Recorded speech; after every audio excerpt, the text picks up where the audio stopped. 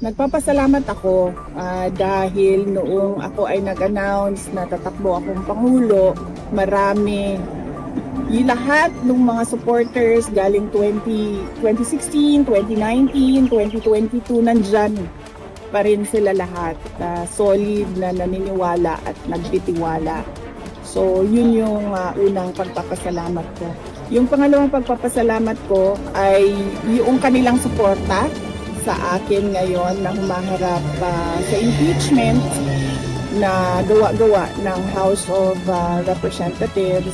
At syempre, sinasuportahan ng iba pang mga senators ay merong mga kababayan natin na lumalabas na, nagpipiket na, pinapahayag na nila publicly yung opposition nila sa impeachment. Nagpapasalamat ako sa kanila.